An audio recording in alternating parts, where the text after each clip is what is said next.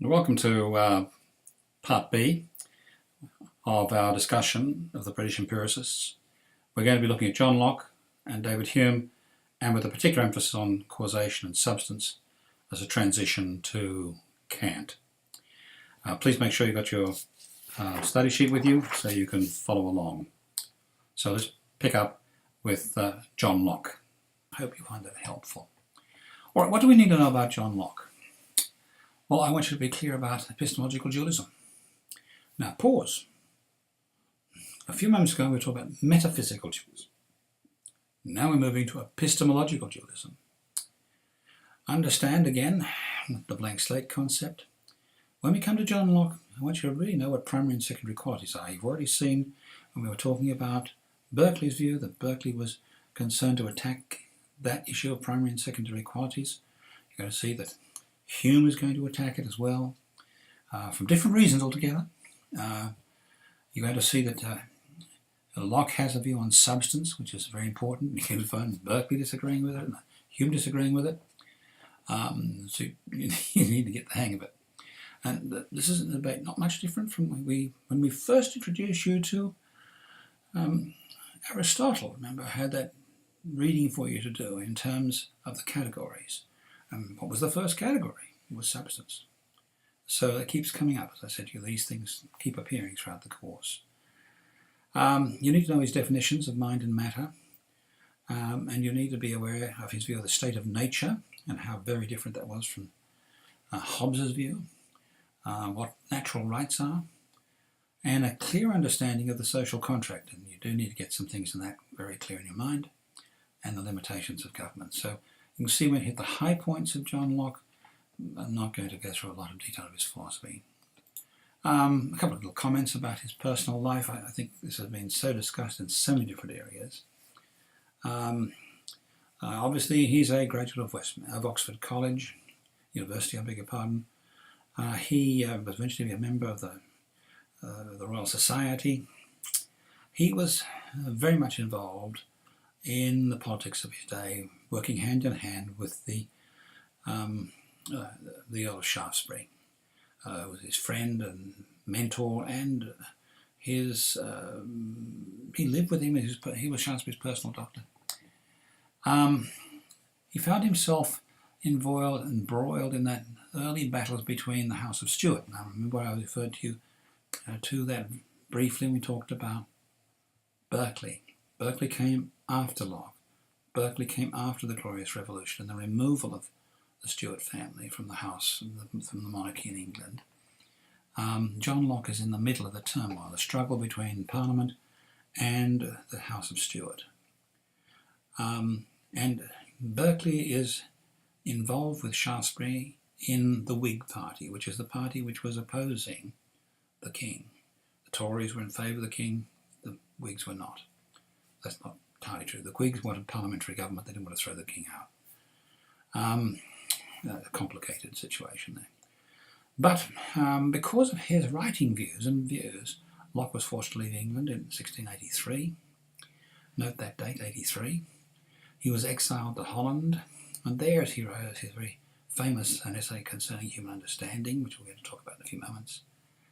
But it wasn't published until his return in 1688. Note that 1688 date, that's when the Glorious Revolution took place, the Stuarts removed, and he could come back to England. John Locke never married, nor did he father any children. There's some discussion about did he have a girlfriend and what went on there, but we're not going to go into that. Also, his two treatises of government, again, were published after 1688. That's an important date, as you can see. Material became more publicly available. Now, his ideas were well known before then. He later wrote concerning toleration, the reasonableness of Christianity, and on education. He died in 1704, and he was, again, relatively poor health, but anyway, that's not important for us. Let's summarise his epistemology. Again, just as we noted with Locke, we're starting with epistemology. And Locke rejected rationalism. That means Descartes. and many of the European thinkers who were involved with Descartes, who followed Descartes. He specifically intended to reject innate ideas. He viewed Descartes through the prism of Plato. And while, as I pointed out to you when we were talking about Descartes, I think he was unfair to Descartes in saying that Descartes was just merely a reshaping of innate ideas, nonetheless, he rejects specifically Descartes' work and vociferously. And he called it speculative reasoning. I've referred to that before because that label he gave stuck when we talked about the relationship between pre-Renaissance and Reformation science and post-Renaissance Reformation science, Renaissance and Reformation science. He accepted the concept of the blank slate. This is, of course, takes us right back to Aristotle and Aquinas. But he wants to explain in a somewhat different way what is going on with the mind. Remember, Aristotle basically said repeated experiences, and out of that we form in a kind of inductive way the concept of an idea. He wants to argue first the mind first has sensations or perceptions of sensations, and the mind then has the capacity to reflect. So in other words, it's a receiver and a reflector. And he said that means that the mind is going to be involved in the mental activity in two ways, in an active and passive way. The active mind is receiving all these sensations, it's reflecting and it's working on them, and it produces complex ideas. But to reach that point, there's got to be a passive mind where the stuff's received and stored. It's where the sensation, in fact, can begin to operate. In a sense, the passive mind gets stirred into the complex of producing lots and lots of simple ideas, and it goes, these don't fit together, let's work them into a more complex idea. Boy, that's an oversimplification of what I actually wrote, but hopefully it's helpful to you. All right, with that in mind, Locke goes on to talk about epistemological dualism, and we'll come back to that in a second as well. And that is, the heart of epistemological dualism is to find that there are two things involved in this mental process. There is the mind and the ideas that are known. And there's a sense in which they're both real. Now, pause, remember, when we were talking about Berkeley and idealism, the conscious mind and ideas. This is the same distinction. It's an epistemological dualistic view. There are two realities taking place, the mind and the ideas. Now, mind, Locke's epistemology is known as representative perception. And at the heart of that is the notion that the ideas that we form in our mind correspond to the objects in the world outside. That, of course, is the primary qualities, but we'll come back to that. He's also going to argue that there are both mental and material substances. Now, that last line on the slide is really very important. And when we come to his definition of mind and matter, it's going to be important to underscore that. Because already you've seen in Berkeley the word substance is anathema, and when you come down to Hume, we're going to discover the same thing there as well. All right, let's make some observations on Locke's views. Locke represents the problem of the egocentric problem. How do you get outside your mind? How can you actually have direct and real knowledge of the world outside if all I have is these perceptions inside my mind, and all there is just a mind and ideas? How does that relate to the world outside? How do I get outside my mind and really get in touch with the real world outside? I take you back to Morton Adler again. He raises that issue and discusses it in chapters 2 and 3 of his book, and I think you might find that a helpful discussion if you're going to follow through that. And again, this will help those of you who are writing on Locke. Here's a summary for you of epistemological dualism in more detail, and the knower and the known. And I think I will leave you to take note of that for yourself. You can use this in terms of your study sheet, so long as you understand that epistemological dualism is the belief that knowing involves two things, the know and the known. That the two part of the issues there. I want to move now to primary and secondary qualities. As you've already seen, this has been a challenge for Berkeley and Gödel and Hume, a vociferous disagreement on this issue. So we better clarify what these are. First, we'll turn to primary qualities. The first thing that Locke wants to say is that when we are looking at things out there in the world and we are experiencing that through our senses, we're looking at it, hearing it, seeing it, etc. The first thing we receive are the data of primary qualities. And these primary qualities are 5 of them: extension, figure, that is shape, motion, solidity, and number. Now I think you can see as you look at these primary qualities, extension is inherently a measure, figure is a shape, motion is something taking place, solidity is something that's solid, obviously has substance to it, and number is number. Our illustration of a triangle, our perception of a triangle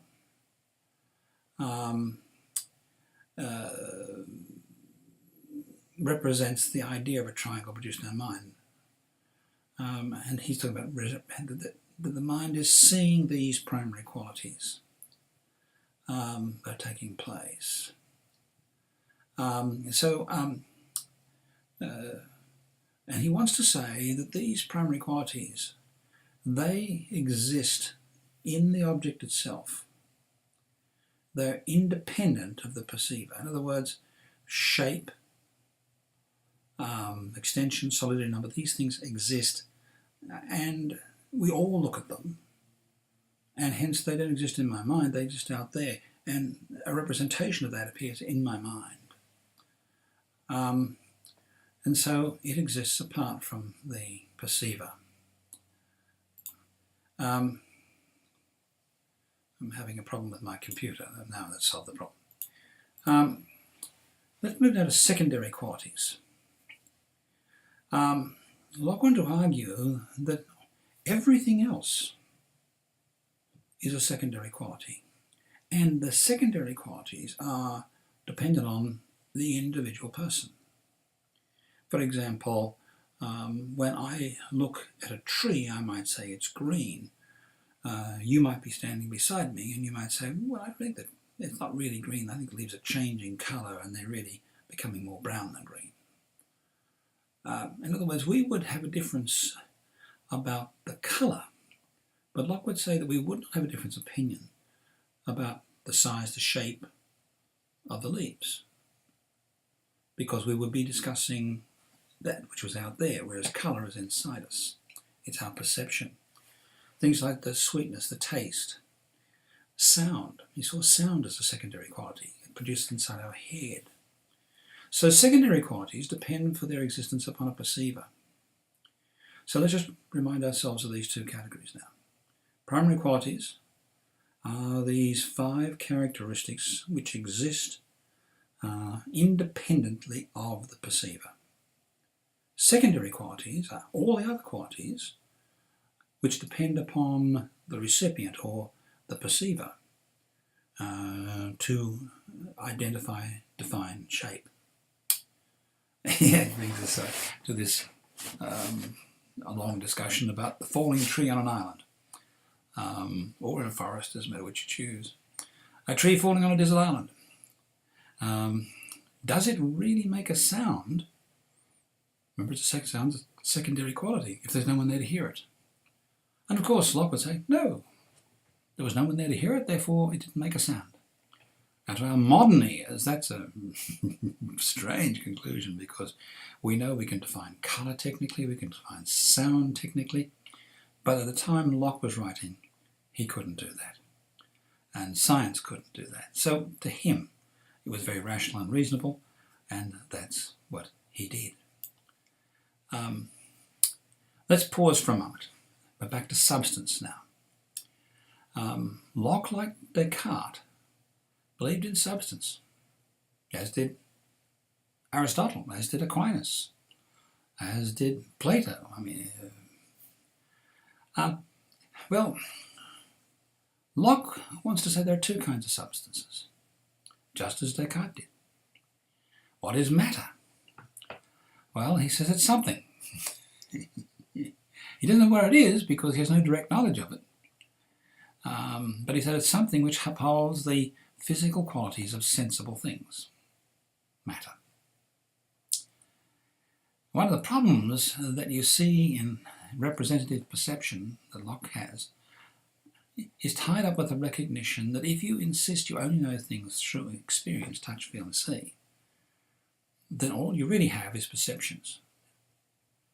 And so there's a sense in which you never really know directly what the object is. The concept of knowing things directly. Now, Aristotle and Aquinas would say you do have direct knowledge. You do know what those things are. And their arguments are very important. So the complex arguments they come up with, how you form a concept, are very important. Because they're trying to justify the fact that you actually know what it is. Locke is saying you don't know what it is. Or you can say it's something. Mind, on the other hand, he says there's another something which underlines and upholds intellectual activities. So he's insisting on substance, but he's saying we don't really know what it is. And that's a big difference between Locke on the one hand and his predecessors in empiricism. But that's his definition, and that's going to become a battleground for our friend Hume. But we can't leave John Locke without some attention to his political and value theories. I'm going to hit the highlights of this. You've done a lot of this in the past at school and other courses. I just want to focus on some philosophical distinctives, very often that are missed, and I think it's important for you to get them. Like Hobbes, Locke begins with a discussion of what's the state of nature. Now, the state of nature for Hobbes was a very bleak and a black place. Everyone is just trying to get ahead, everyone's trying to kill each other, and to save our souls, we'll give over to an absolute monarch all power to control us and to make sure we don't kill each other. That's an oversimplification, but it's fundamentally what he's arguing. Locke, on the other hand, sees the state of nature as a moral state.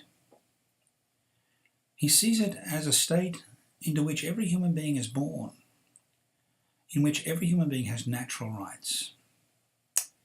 He calls them God-given rights. And he says those rights are natural and inalienable. And he summarized them as life, liberty, and possessions. Now, I'm going to emphasize this because in every exam, for some reason, I get life, liberty, and something else. And that shows you did pay attention in high school. But Locke said life, liberty, and possessions. And he wants to see possessions and property ownership as something which is part of the natural order or the state of nature. And it's a moral state. And so he has to come up with an argument that justifies the ownership of property. And further, that the ownership of property is something that is important for the state to preserve and protect. And so what's his justification for the individual owning property? Well, the first thing he says is a person has a right to whatever part of nature they've mixed with their labour. In other words, if you worked on something, you've got a right to the ownership of that. The farmer who works on the land has a right to his land because he's mixed his labour with it. Now, there's an interesting point in Locke's argument, that is, if you're not using the land you've got, then obviously you don't have a right to use it. Now, you can imagine, if you think for a moment, the state of affairs in England when he was writing, there were many people who owned vast tracts of land they did nothing with. And hence, this would be a very real threat to their moral right to own that property. They have a right from the king to own it, but they have a moral right to it. Well, Locke would say, if they ain't using it, then they don't have a right to it. And that's a very interesting idea.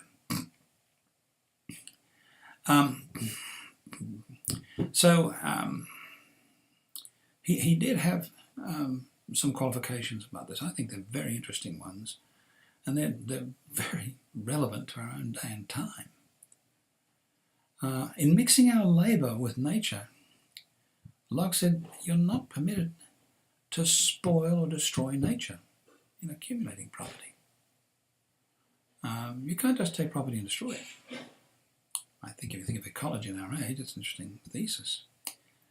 And secondly, in the accumulation of possessions, which you see is a moral right, perfectly proper to do, you've got to leave property for others to accumulate. There's a business argument often put up that you should always leave some money on the table when you have a good deal. And in accumulating harm, you may not harm others in the process. Well, a most interesting set of views. In other words, I suspect that those are items that you've not covered before, and I'd ask you to take special note of them because they are distinctives that, if you like, has philosophical thoughts on the topic. The implied social contract. And here it's important for us to understand that the contract that Locke has as the social contract is an implied contract. Those who might be watching this video and have become naturalised Americans or naturalised in any country or taken an oath of allegiance, you will have given consent to the social contract. But if you were born, for example, in the United States or in Great Britain or Australia, and your citizenship comes about because you were born there, Locke argues that that contract binds you because it's an implied contract to which you are implied to have given your consent. And your consent, though, is a qualified consent, whether you raised your right hand and gave an oath, or whether you were born and became a citizen by birth and have the contract implied to you. You consent to be ruled by the government that's elected by a majority of the people. A majority of the people must elect the government. Now, obviously, Locke recognised there's a danger in that. While I've agreed to be governed by the majority, a majority is 51%. Is there any limitation to be placed on the power of this government that I've given my consent to exercise authority over me? And Locke answers yes. He insisted that my consent is contingent upon the majority government protecting my natural rights. And not just mine, but all citizens' natural rights. Again, this is a huge contrast between the social contract view put forth in Hobbes and the social contract put forward in Locke. Again, important. Well, let's summarise again. These are the things you need to know. I'm not going to go over them again one by one. I did at the beginning. You can pick that up. Let's now switch to David Hume. Now, David Hume is going to be important for some rather specific issues, but it's good to pause for a moment and know something about this man who's had such an enormous impact. He was certainly a philosopher, a historian, an economist, an essayist. He wrote an excellent history of England, and yet there's some interesting twists to his life. He came from an aristocratic family. Their name was spelled Home, H-O-M-E, but that was pronounced in Scotland Hume, so he changed his name by deed poll to be Hume, H-U-M-E. The aristocratic connections primarily came through his mother, and the problem was that he was not the first son of the first son or anything like that, so as a result they weren't very well off financially. His father was an advocate, made a reasonable living. The trouble is he died when David was only 2 years of age. He went to the University of Edinburgh, but he had an attitude problem.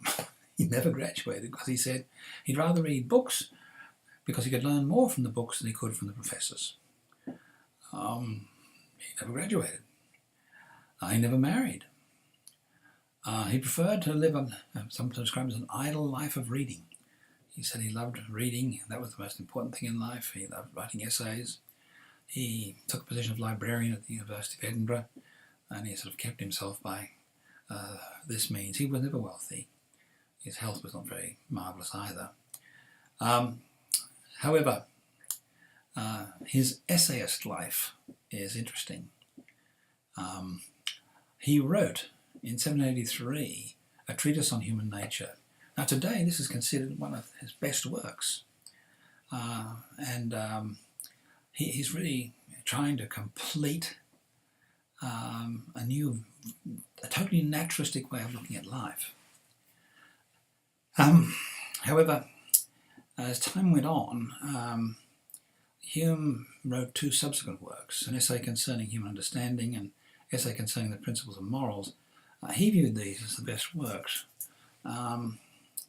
However, he suffered many ailments. There's been a whole debate about what he actually died of at age 65. But regardless of this rather interesting lifestyle and background, he had some interesting impact. I'll come back to the moment. For practical purposes, he was very similar to Locke. His terminology is somewhat different. I'm often concerned not to put too much information to you on Hume versus Locke, but let's just leave this. You can see this distinction here. Let's come down to this to bottom line conclusion. He says David Locke comes to a conclusion after his radically critiqued Hume's view of primary and secondary qualities. And he comes to a conclusion that when it comes to knowledge, there's only really two kinds of knowledge. And you're going to discover that these are all quite a different approach to that of Locke. He says the first kind of knowledge we have as we live through life is a relation of ideas. And he says these relations of ideas are the things that are, if you like, self-evident, that are true by definition. The sum of a triangle, the sum of the angles of a triangle is 180 degrees. 2 plus 2 equals 4. These are simply relationships between ideas. The angles of a triangle and degrees, they're a relationship. 2 plus 2 equals 4, it's a relationship. It's an interesting description. And he says because they're merely relationships between concepts, they're therefore irrelevant to the world of reality. In other words, we may use them in relation to the world of reality, but they have no real connection unless we make a connection to the world of reality. So in other words, there's a sense in which it is not real knowledge. Now, again, I turn you to Adler. You can read a discussion there because he addresses that kind of issue, and that's why I'm pointing that book out to you. If you're going to write on Hume, important. And he says what else we have is matters of facts. And matters of facts are ideas that come because we're interacting with the world. But, here's the big but, because all of these experiences are derived from experience, they are by necessity mere perceptions. And his conclusion is that every perception is what John Locke would call a secondary perception, and a secondary quality. If, in other words, it is not connected to the world necessarily outside. We can't say we really know what's out there. So when we experience water freezing at 32 degrees Fahrenheit, because that's an experience, we can't say that it's certain. Because your experience of water freezing and my experience of water freezing might be different. And so what's quite important from this two issues. First is substance, and then is causality.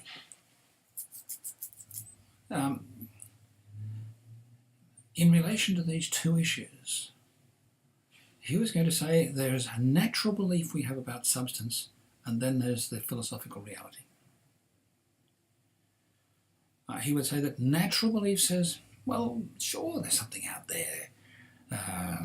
Sure, our thoughts have got some substance to them. Something's keeping me thinking. Something must underline the qualities of the world outside. We have a natural belief in that.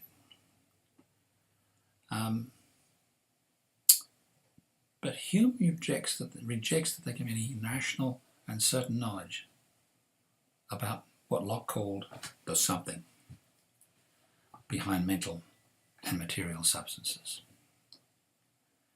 So the conclusion I've got for you in blue, we have, in our underlined portion, which is really important, we have no rational grounds for talking about mind or matter. Wow. We have no knowledge of substance. Now when you think about that, it means what I'm saying to people performing experiments in science, you don't have any rational knowledge that water boils at 32 degrees Fahrenheit. That's a pretty questionable conclusion, I think. But this argument is outstanding and powerful. Now, Immanuel Kant is going to be deeply concerned about this particular issue, and he's going to address it, even though he finds himself profoundly impacted by the arguments of David Hume. So that's substance. The second matter is causation. If you're going to look at the issue of causation any time and perhaps write an essay on it, you will need to read David Hume's Critique of Causation. It is a classic. I did not assign it one of the specific readings of the course because there's only a limited amount of time in this course. But if you are doing the issue of causation or want to write or speak about it, you need to have read David Hume on causation. It's a brilliant critique.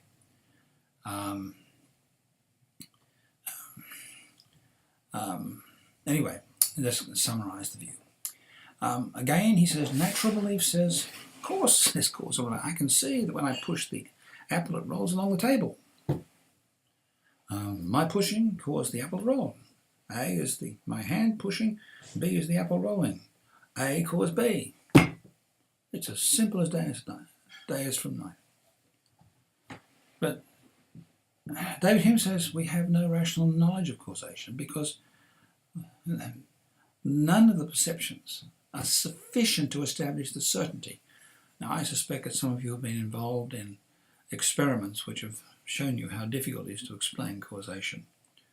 A famous one used in high schools, for example, is the car accident. And you have a description or pictures of it, and you have to try and work out who or what caused the accident. And you realize how difficult it is to move from a result and look backwards and find with certainty the cause of the accident. So this time-honoured view that material metals, substances were real is rejected by Hume. And he simply calls them bundles of perceptions. Now that's this point that Kant don't disagree with him. This brings to mind now a summation of what's been going on with empiricism. It is introducing a concept of phenomenalism or phenomenalism, the way things appear. It's the view that we have no rational knowledge beyond what is disclosed in the phenomenal appearance of our perceptions. That's going to become important when we discuss Immanuel Kant in our next unit. Of course, the real question is, where are those perceptions organised and kept? Well, we'll come back with Kant on that. Of course, in this sense, and in this context, Hume is a philosophical skeptic. Well, let's come back and summarise where we are. What do you need about the Hume and his friends all wrapped up in the British empiricists? Locke, representative perception. Ideas correspond to objects in the real world. Thus, they're both mental and material substances. Berkeley, they're only mental substances. If you go back to Hobbes, they're only material substances.